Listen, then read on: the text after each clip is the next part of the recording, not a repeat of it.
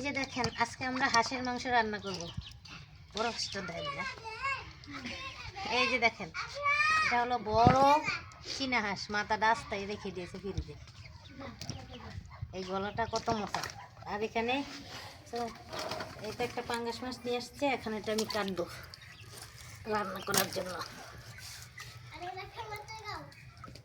বাবা শক্ত তো অনেক,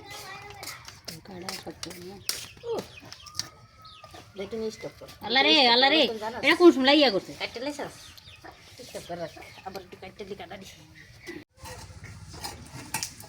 এখন আমি মাছটা কাটবো, মাথাটা আগে কেটে নিয়েছি আর এখন বাকিটা কাটবো। আমার কাছে বড় মাছ কাটতে ভালোই লাগে।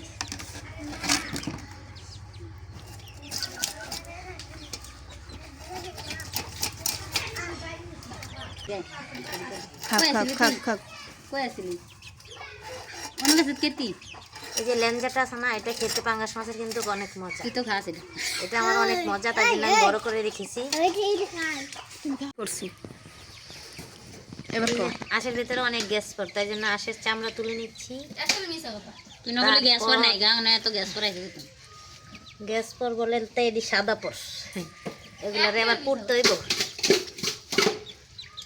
এখন এটা তুলে নিয়ে তারপর মাংসটা কাটবো।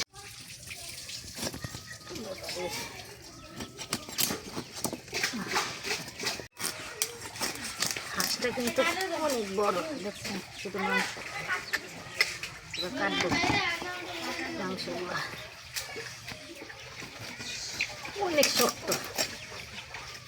এটা ভাইরাল এটি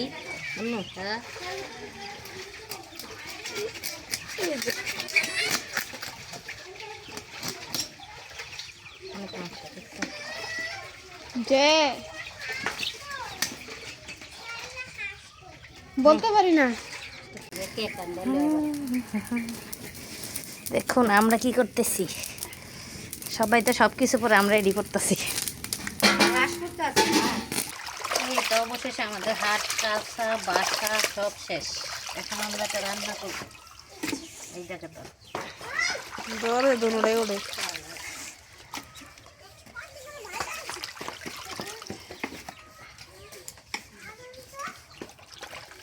রান্না করবো। এখন দিকে ছবি তুলো খারাপ করে। দেখুন আমি না আসতেই কি সুন্দর মাংসটা রান্না করে ফেলতেছে। আমার একটু দেখাইলো না, আমি ভিডিও করতে পারলাম না। দেখছেন কতটা মাংস হয়েছে। এই যে দেখুন আমাদের মাংসটা একেবারে কষা কষা হয়ে গেছে। এখন আমরা এটাতে ঝোল দিব। দেখুন কতটা একেবারে সুন্দর কষা হয়েছে। আরেকবার পানিটা কষাইলি না, এই দেখেন কত বড় পাতিলে আমরা ভাত দিয়েছি, কারণ আমরা অনেক মানুষ আজকে হাঁসের মাংস দিয়ে ভাত খাবো। এই যে দেখুন দেখুন ভাতটা ঠিকা দেওয়া যাবে না দেখে চালনিতে উঠাই দিয়েছে।